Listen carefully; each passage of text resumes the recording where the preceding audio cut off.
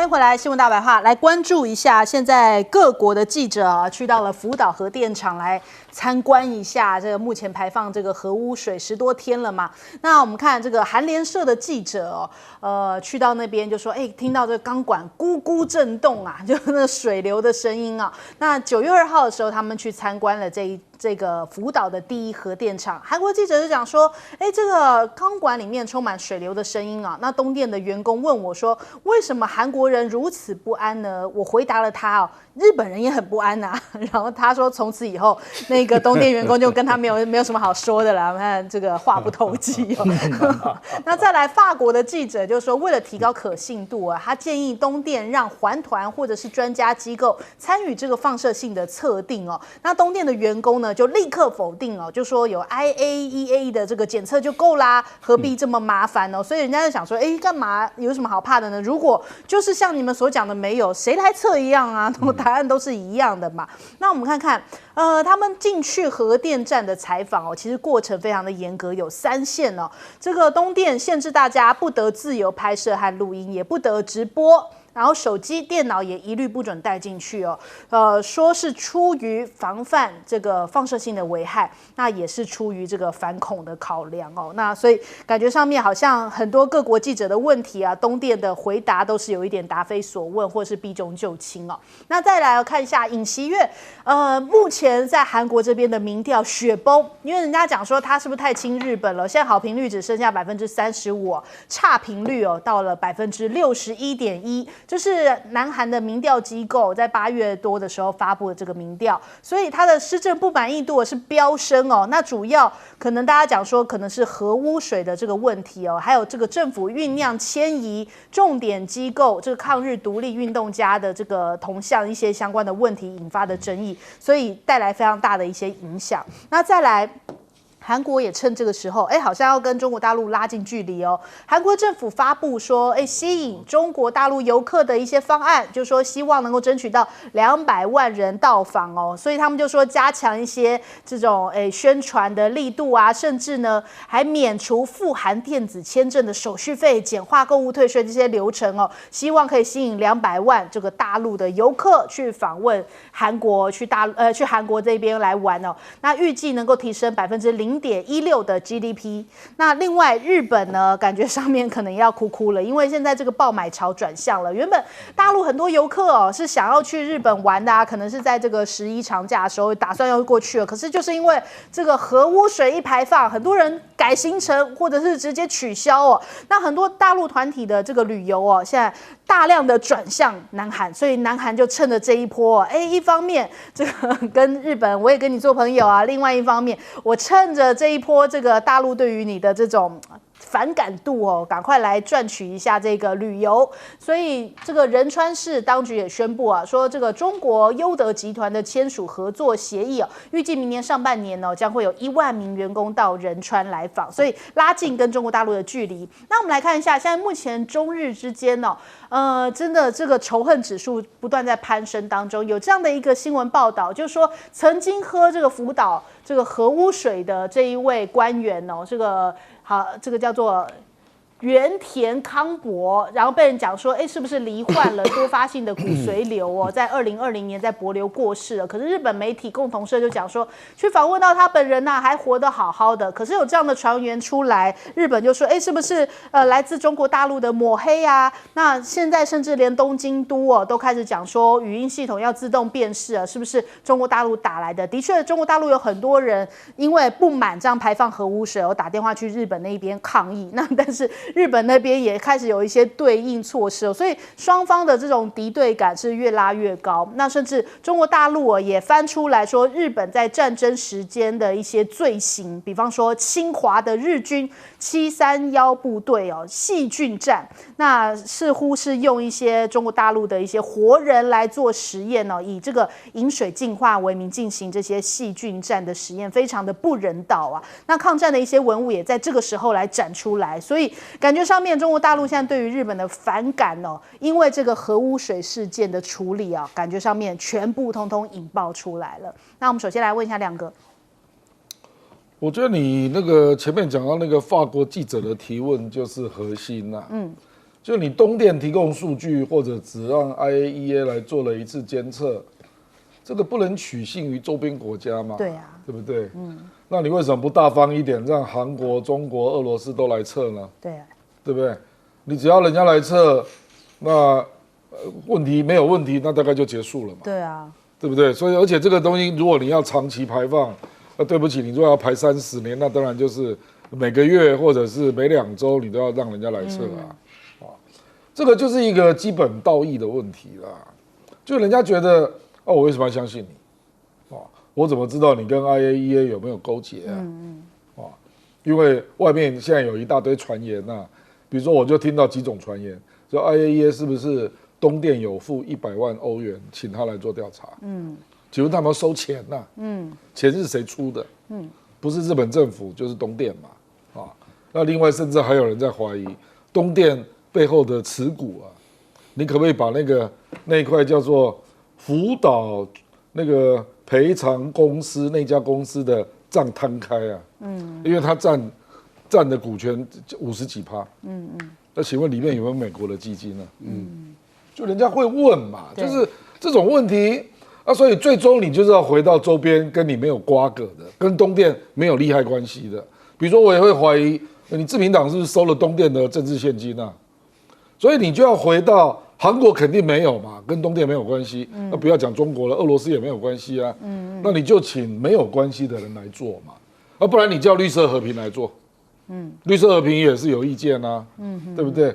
所以我觉得，因为帮你检测的人给人家感觉都有利害关系，你当然就没有公信力嘛，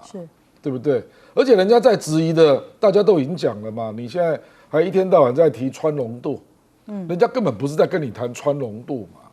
我昨天还看到日文有一家报纸啊，他还在那边大辣辣的登啊，说，中国那个核电厂排的废水氚浓度比我们高。这根本不是重点嘛！你到现在还在讲这个，是昨天的日本报纸啊，就是他就是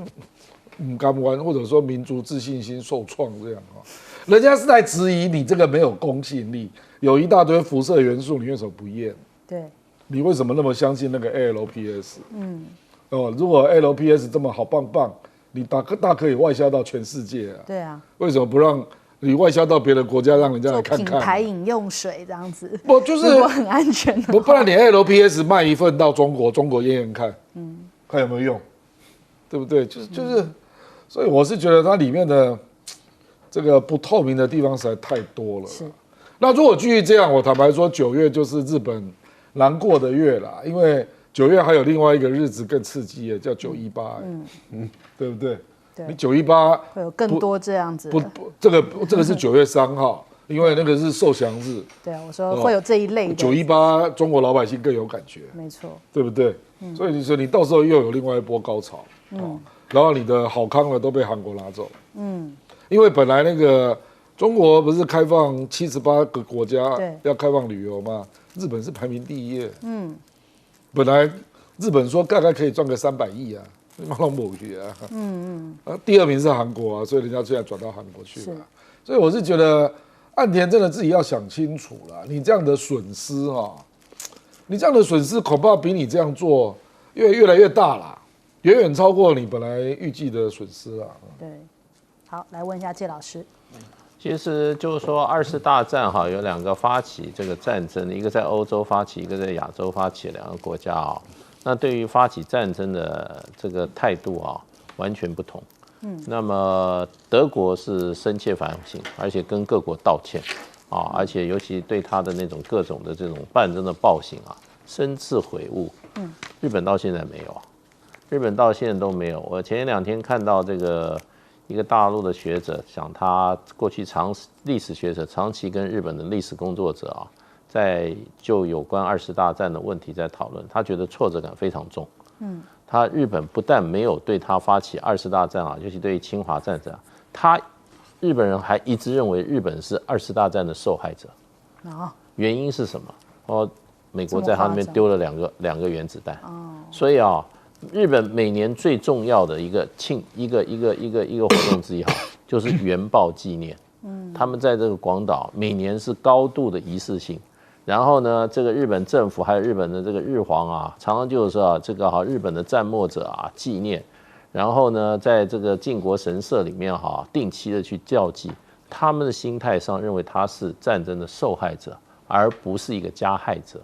所以现在面临这种这个，我觉得这个污水事件就充分显示日本在思考问题的时候完全是自我中心，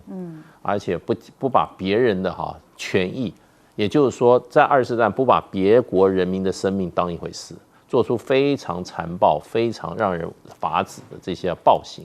那完全是自我中心。这一次的这个排放污水事件又是一次自我中心。不过日本这一次，我觉得让很多国家重新对日本这个民族跟日本这个政府重新再评价，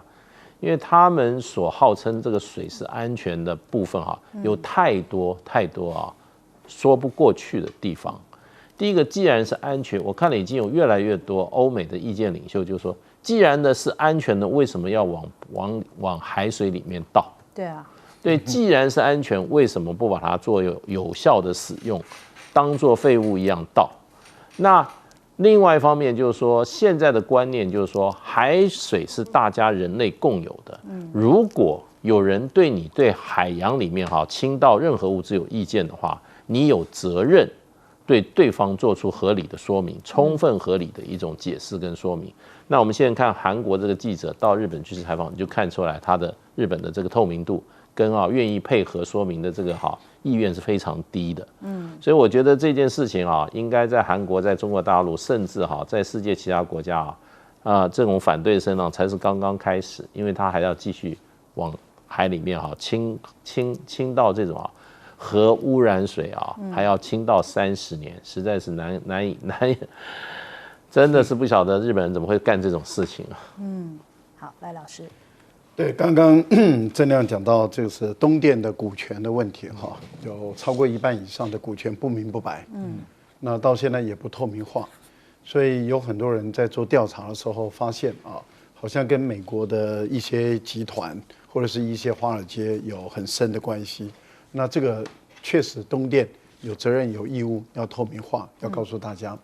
另外，美国因为它是可能涉及到巨大利益的当事国。美国的政府布林肯、拜登他们硬挺这个日本东电来排污水，美国也在动员 G7 的国家跟他站在一起，然后要借这个事件去打击中国大陆，说中国大陆要挑起反日的情绪。目前 G7 的国家只有英国的外交部长跳出来，其他的都保持安静，到目前为止。但是我们都知道，可能在没多久。这些国家，德国、法国啦，或者是加拿大啦、意大利啦，搞不好都受美国的这个胁迫，然后一个一个又跳出来，也说不一定。但目前是英国跳出来，然后他们一直也把它强调是在于科学上，说这个联合国已经说这很科学的，是可以排放的，为什么中国一定要紧咬不放？好，在这个部分里面，我们就回答2个问题。第一个问题就是法国记者所问的。既然是那么的科学，为什么怕其他的单位来做检测？对，既然那么的科学，那么大家去做检测，结果应该是一样嘛？这才叫科学嘛？对，那为什么害怕？有什么不可告人的？那就代表有一堆不可告人，因为他不让你检测，就是不让你检测，这代表有一堆不可告人，就是不科学。第二个，既然那么的科学，我是强烈建议英国人，你认为那么的科学，我真的是强烈建议。帮我们太平洋的沿岸的国家解决问题，把这么科学的水装进去邮轮，拿到你英国的海岸，按照7800吨17天的比重，一步一波一波的排放，排完了，大家皆大欢喜嘛。你英国如果不同意，你英国如果不接受，那就代表你担心害怕。你既然担心害怕，那就代表不科学。那你为什么还要故意说成科学呢？最后一个，我倒觉得一直在指控说中国大陆有反日情绪，没有。我们在10月1号之前，就是中国大陆要放国庆假、长假之前，开放了日本的观光旅游。你就在这个时候，你排放废水、排放核污水，你激起了大陆人民的强烈的反弹。这个跟反制情绪很明显的刚好相反嘛。今天会造成大家对你那么的生气，就是你自己造成的。好，我们休息一下，广州忙回来。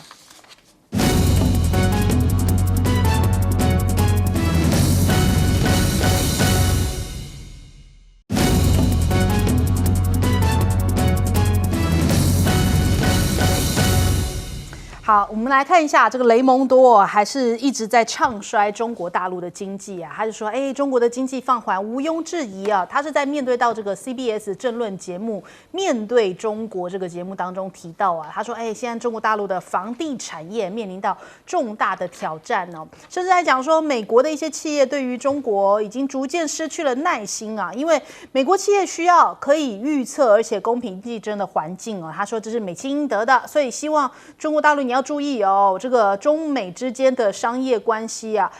你应该要给他们一个好的环境，才能够稳定的发展哦。甚至还讲说要最大程度的限制先进的这个晶片，然后卖到中国大陆这边去哦。他们说，你们想要的先进的晶片，我们是不会卖的呀，以免你们用到自身的军事能力上头。那我们看这个雷蒙多还提到，现在所有中国的投资项目都必须要审查是不是有涉及国家安全哦。所以感觉上面好像美国还是不断的用唱衰的方式，或者是用这一个打压或者是制裁的方式哦，来针对这个中国大陆的科技上面的发展哦。但是你一边在说这个没有稳定的环境，一边在制裁，那到底是谁让环境不可测的？难道美国没有责任吗？那再来我们看一下，华为现在也的确带动了这一波的一个经济跟销售量哦，因为很多实体通路都已经引爆这种排队人潮啊。9月3号的晚上的6点08分，华为的 Mate 60 Pro 在推出，在这个深圳啊，一些旗舰店啊，外头排队领手机的人龙哦，完全挤爆。刚抢到头香的人就讲说，哇，这次的新手机是近2年来最激励人心的时刻哦，支持国货，支持华为，这是一种精神哦。所以这一次华为他们说他们备货量很充足，首批备货量大概是数百万只哦。不过呢，在各大平台像是京东啊、天猫、华为商城哦，都是几秒钟就卖完了，其余的平台也大概都在1分钟之内就全部卖光。那甚至呢，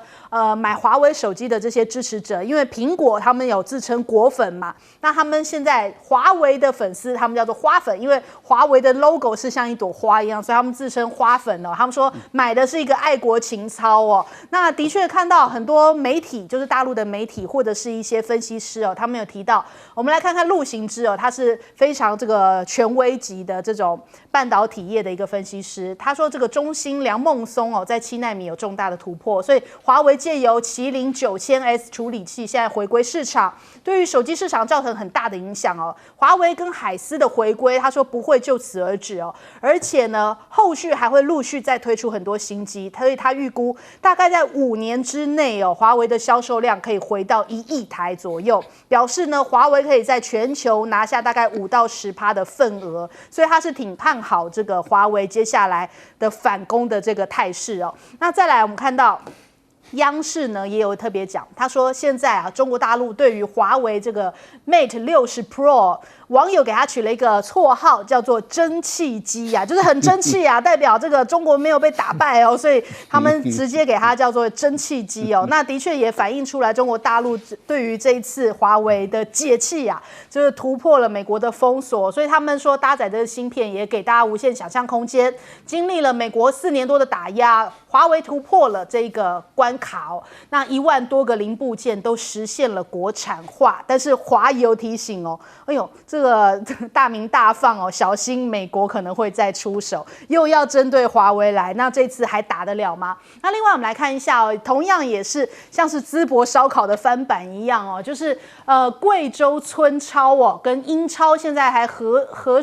力携手合作啊。他们说称为村超是因为在贵州的榕江县举办的乡村足球赛赛事哦，因为这个社群平台啊，现在这样子短影音啊，就让他在社群平台里面爆红哦，所以现在连英超哦都在北京跟他签署战略合作协议，双方要展开培训的课程，还有内容互动，来筹办社区足球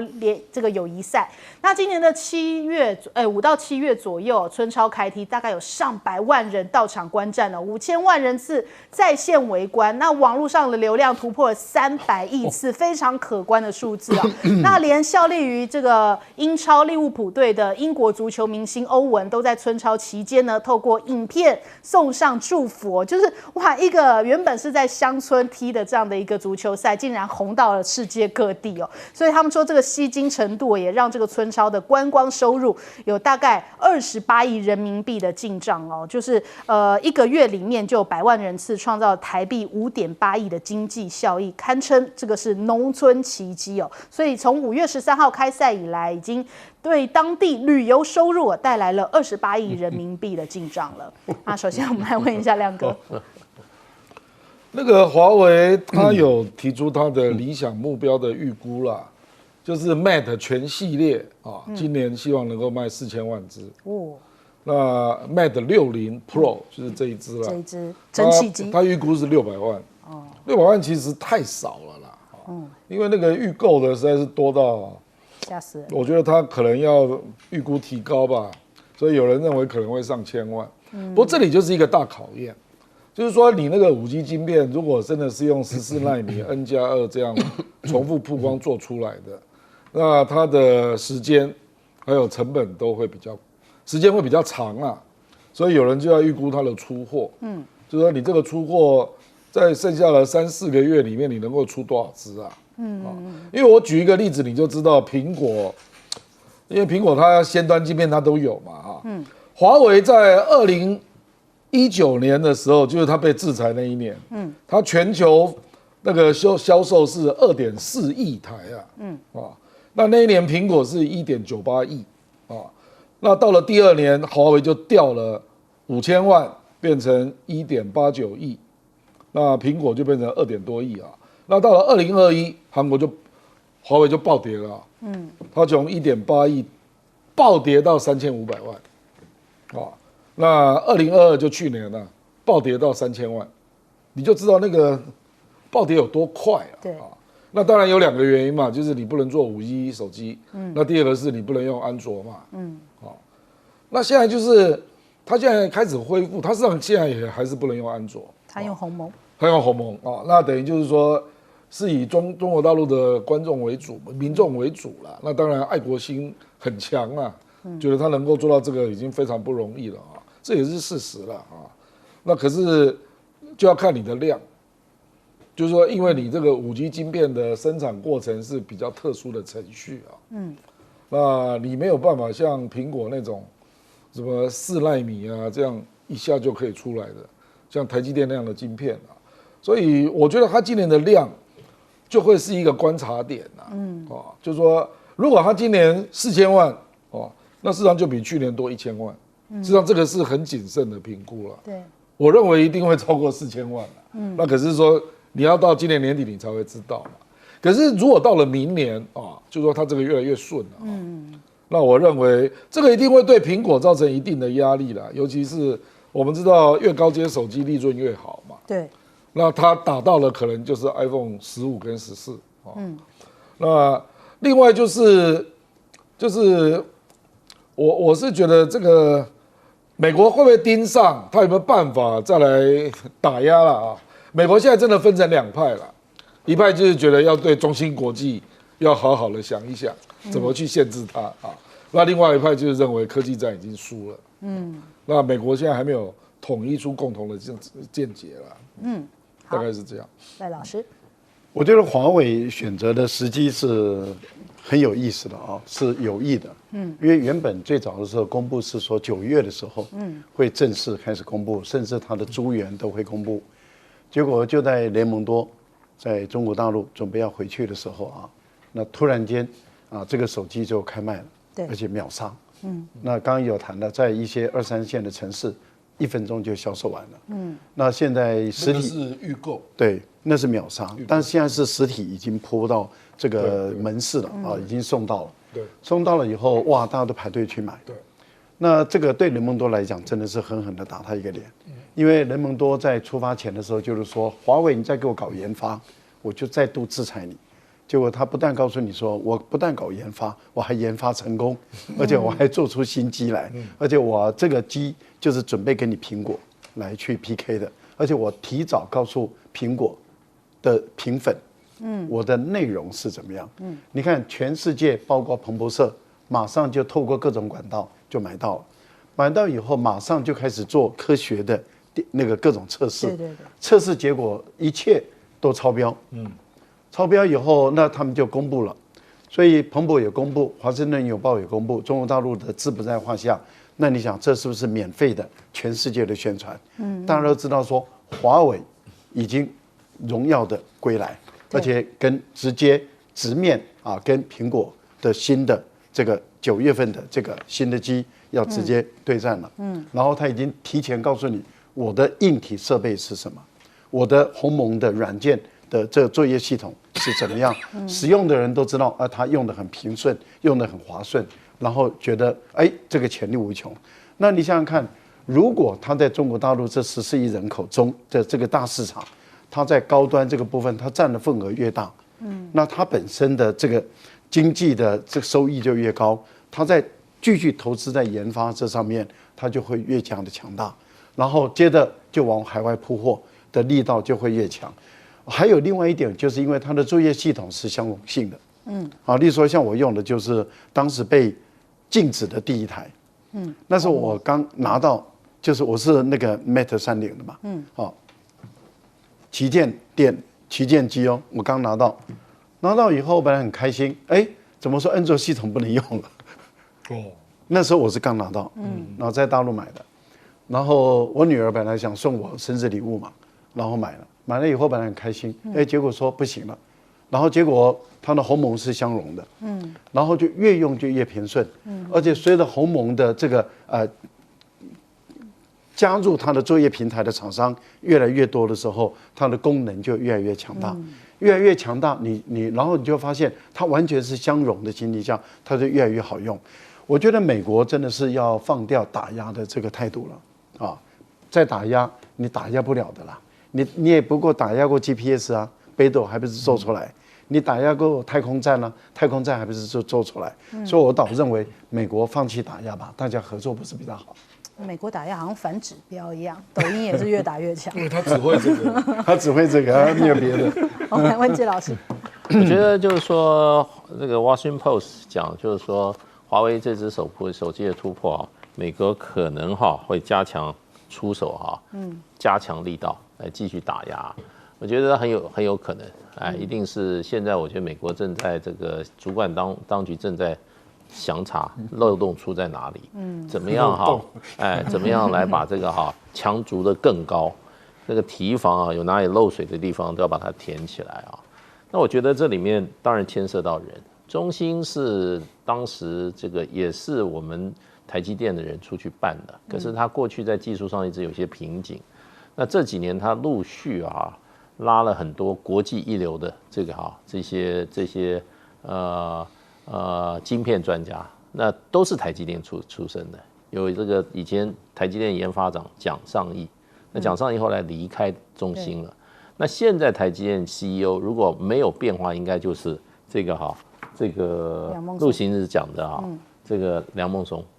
那蒋尚义跟这个梁孟松，我不晓得蒋尚义是有美国国籍的，梁孟松我不太确定。那你知道美国当时这个制裁中国大陆的时候，对中国的这个所谓的长江存储他记了一个题，就是说你有美国籍的甚至其他国籍的你都不能够在这些公司里面工作。所以这个就是把他的人才也切断，你不可讳言的人才对中国大陆的现在芯片的这个提升是很关键的。所以陆行之讲嘛，是这个梁孟松在7奈米有重大突破所以我觉得美国除了会对你这个所谓的设备，还有晶片可能的来源去切断也会对人才下手。所以绝对不可能因为今天华为在这个整个突围以后美国就放弃围堵。我觉得美国的。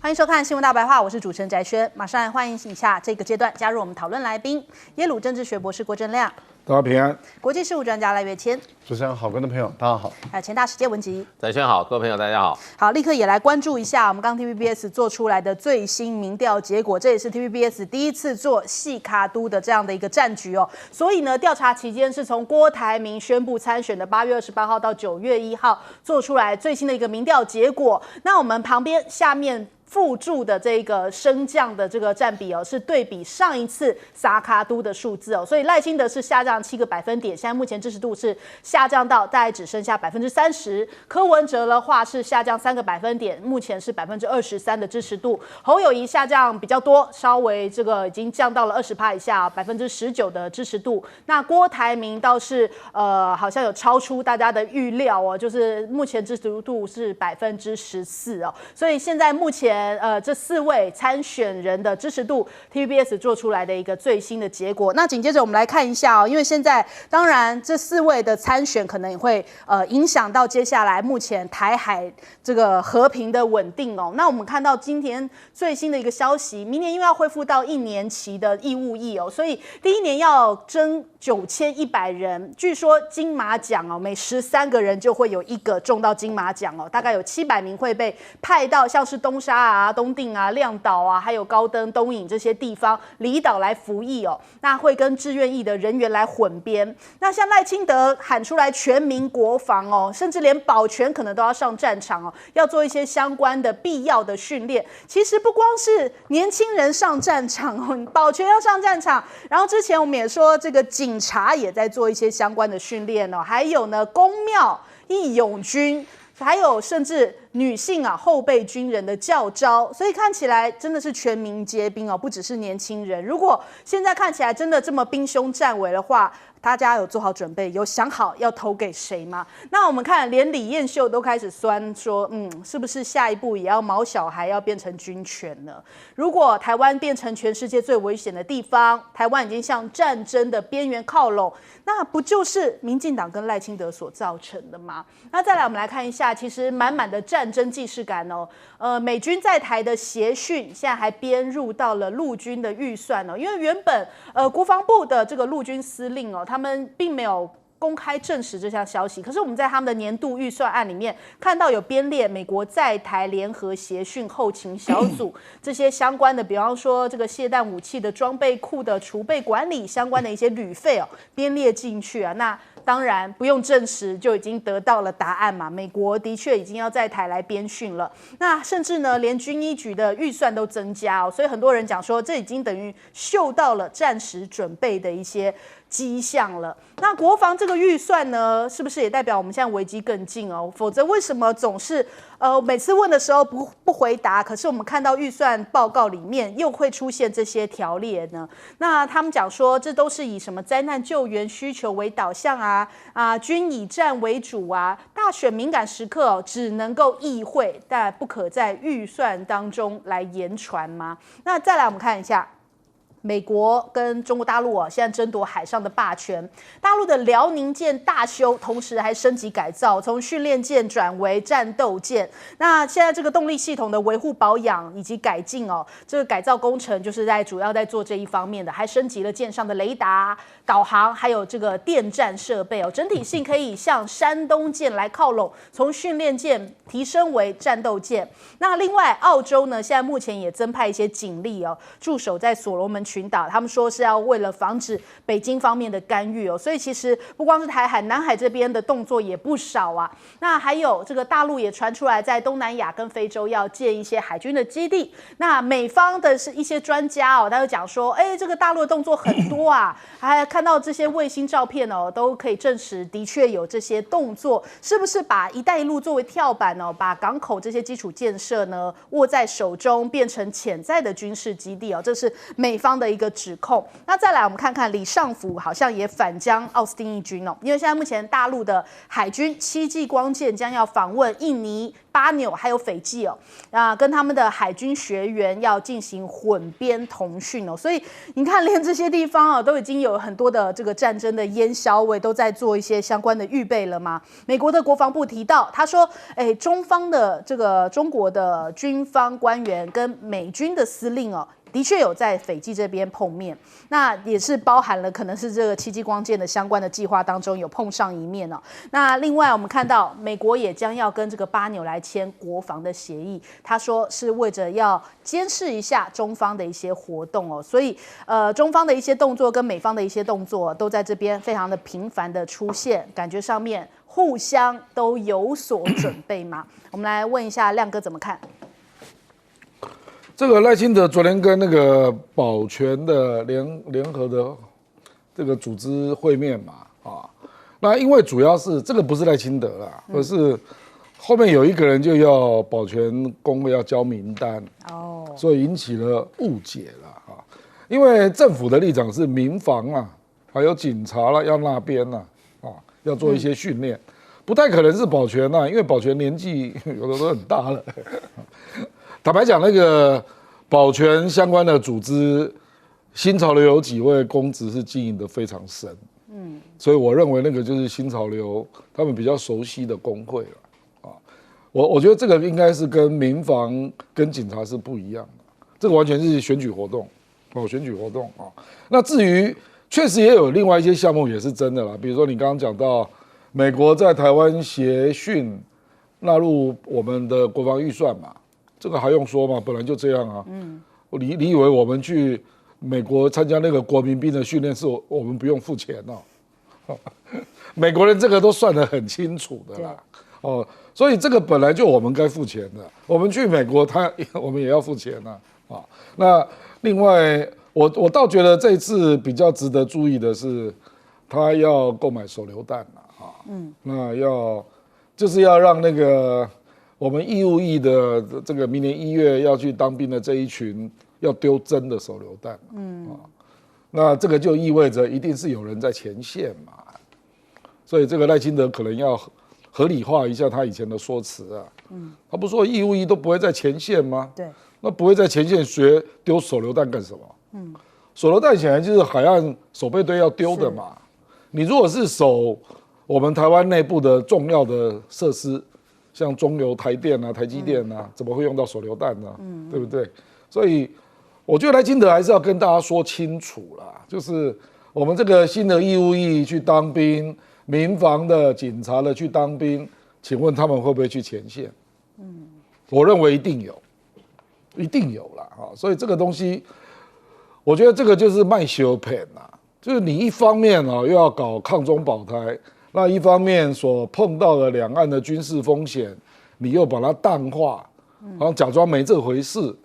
事实上就不是这样嘛，我觉得要玩就光明正大一点啦，就是既然要玩抗中保台，那该负的军事风险你就要讲清楚了，这样老百姓才能做出选择嘛，对不对？那另外就是最后那个印尼印尼它现在有一点复杂啦，因为那个印尼的国防部长他现在在选举那印尼明年2月就要投票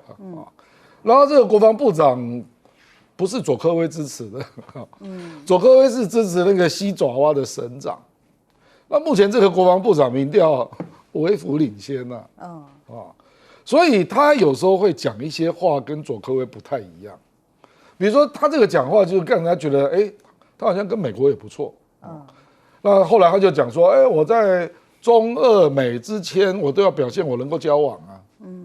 我觉得有时候恐怕他现在的身份就有一点复杂了啦。他一方面是现有的防长，一方面又有一个要选举的样子，所以我觉得他对美国就是讲太过了。那 Austin 是把他当真吗？坦白讲，美国就是支持他，美国就是希望他当选，可是佐科威也不能够说不欢迎他跟美国见面不能所以现在有点政治味了，我的意思是这样所以这个没有办法了。这个李尚福当然他可以去澄清那将 Austin 一军说，哎呀，你这个这个把印尼讲的好像要开始加入挺美反中的阵营啊。我敢说佐科威绝对不是这样想。对。那可是国防部长是不是这样想？他也可能不是这样想。可是他要丢出一点说，我左右逢源啊。哦。他可能不是左右逢源，他是左右中三方都逢源这样。因为还有俄罗斯啊。对。俄罗斯事实上是印尼最大的武器的来源。所以我是觉得，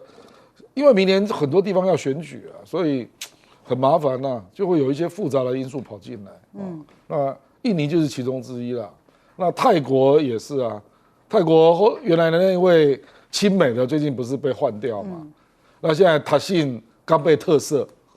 所以现在感觉泰国的政权可能就会稍微偏中国一点这样。大概是这样。好，我们来问一下介老师。就是中国大陆在这个海外啊建设跟争取军事基地啊，这些都是传闻比较多。那现在中国大陆大概有一个海外军事就在吉布地，吉布地是国家政策，它这个国家就开放给各国做军港。那除了美国在那边啊，那么日本也有啊，中国大陆也有啊，很多国家有海军实力都在那边设立军事基地。除此之外的话，最近传的就是在这个柬埔寨云亮港啊，可是柬埔寨一直积极否认。那这个说法就是说，正在非洲啊、东南亚建这个军港，是因为中国大陆在各个地方透过"一带一路"计划，帮我们建设了很多海港。那包括这个巴基斯坦的这个瓜达纳尔港，可是都没有听说有要变成军港啊。当然，这个报道就是说，既然建了那么多港，要改为军事用途，就比较可能方便，这也是有可能的。不过目前好像看起来，中国大陆在海外建军港的，现在只有一个这个吉布地。那不过就是说，中国大陆现在的海军是世界上舰艇数最多的了，已经这个美国方面的资料，它的整个的这个军事的舰艇啊，海军的舰艇已经超越美国了。美国现在在领先的只有这个航母战斗群跟这个攻击系潜艇、这个核子潜艇、动力潜艇方面，美国还维持一个相当距离的优势。其他在这个传统的这个海面作战部队上面中国大陆以舰艇的本身的作战能力跟它的这个舰龄来讲看起来是领先了美国。不过中国大陆为什么在过去10年内就是说好像下饺子一样，在这个建设海军呢？尤其像055大驱这都是上万吨的这种有100多个垂直发射筒的这种战力极强的最新型的这种战斗性舰艇，那基本上可以看得出来，就是要突破这个中国大陆美国对中国大陆设的3个封锁的岛链。那你现在看起来，我们现在看到就是说，中国的海军的7激光舰，它要走南海这一道，对，它经过了这个印尼、巴布亚纽几内亚。然后再往这个斐济直插的，斐济是南太的核心岛、核心地位，直插到斐济，这个其实就是走南太的这一条航道那突破美国的第3岛链。那美国第3岛链事实上应该是到了斐济已经就突破了第3岛链。那当然7激光舰它是一个训练舰它并不是正式的作战舰。我想大陆整个做法就是一步一步来，可是从北面突破美国3个岛链的做这个海军上面我们上个月已经看到了，就是说中俄的海军联演联训2023联合行动，那已经到了白令海了，已经往北边从北太平洋的角度事实上它的航行的深度看起来已经突破第3岛链了。对，倒是从中间正面突破现在看起来好像还没有这个迹象。可是我觉得就是说，需要这么庞大的海军的话，不可能就是在哪里，就在第1岛内里面，在那边开船，自己的船都要撞到一起了，所以就是往外面走。我想这个是一个长久，我觉得是未来很长段时间，现在未来中美两国在海上这个势力相对此消彼长的一个过程。那所以美国现在也很忧心，不断的在强调他们要加强海军的这个建设不过中国大陆的赶的速度非常快。对，那现在第3艘航母，事实上福建号，事实上各种迹象显示很快也要所谓的下水进行海试。那它是有这个所谓的这种电磁弹射设备的最新型的这个航空母舰啊，如果有3艘航空母舰的话，我觉得中国大陆大概起码在第2岛链以内啊，那么跟对美国的海军实力的话，就已经不相上下了。好，来请教赖老师。大陆要跟哪一个国家合建或是租用哪些港口作为军事基地？其实这是中国大陆跟那个国家他们主权之间的事情。那美国坦白说没有权利去干涉，也不能够去表达不同的意见，也不能去反对。因为如果美国要表达反对意见的话，那美国自己本身在海外的这些军事基地，包括在日本的、在韩国的、在德国的、在意大利的等这些军事基地，基本上来讲，那中国大陆也可以表达反对，那美国也要撤走如果是我们讲的是对等的关系的话，但是为什么现在大陆跟当地国都会反对？就是避免麻烦，因为美国的手法就是我确定了，我就制裁你，我就压迫你，我就胁迫你，我就逼迫你，那这是美国的惯用的手法。所以这些国家通常中国大陆也好，或者是当地国也好，他们通常采用的态度就是都是否认，那以避免你美国用各种胁迫的手段，但是等到时机成熟了以后那就正式的就开始运转了。那你美国等到所谓的时机成熟，就是已经建立起抗美，就是对抗美国制裁的那些诸般手段的时候，那美国就一点办法都没有了。我想这个是一个彼此之间都在玩这种游戏那美国也阻止不了，因为以中国大陆目前来讲，它的 GDP。一旦我讲的是名义 GDP 超过美国，而且越来越多，中国大陆的整体的力量都已经大幅度的遥遥领先于美国的时候，坦白说，美国什么办法都没有用另外一个部分里面就是美国跟大陆唯一有交手过真正交手经验的，就在韩战。可是，在朝鲜战争的时候，美国跟大陆交手，美国以非常优异的、非常优势的武器装备。可是跟大陆的解放军交手的时候打得一塌糊涂，所以他等于是这几十年来将近70年，他没有任何交战经验，他来培训我们台湾的军人。坦白说，台湾的军人一样不会打仗，因为美国的军队也不会跟中国大陆打仗，他也不晓得该怎么跟大陆打。你看，在这一次的乌克兰的战争中，由于美国的军队没有跟俄罗斯的军队有真正的作战，所以他没有任何作战经验。你看他跟北约训练出来的乌克兰的军队去打俄罗斯的时候，根本不会打得一塌糊涂。现在乌克兰的军队说，我们完全不用美国的那一套，因为那一套根本没用。那同样的道理，他来训练我们台湾的军队，我们台湾的军队怎么打？因为美国根本不知道解放军怎么打，那他教我们教什么东西？更何况训练不精良的军队，死亡率是很高的。在每一次的战役中，死亡率很高的。台湾的老百姓要认识清楚训练不好的军队死亡率非常的高。赖清德还在跟我们交代，你今天搞征募并行了，征兵跟募兵混杂在一起，哪个地方是前线，哪个地方是后方？你的当初的承诺，你永远不能兑现。第二个，那也就是为什么同工而不同酬？同样在一个单位里面，一个连里面有一个人，一个小兵拿3万多、4万块，一个小兵拿1万多，这什么道理？然后做同样的事，这是在国际间没有人这样玩的，就台湾这样玩，真的是不应该的。好，我们先休息一下，黄正马上回来。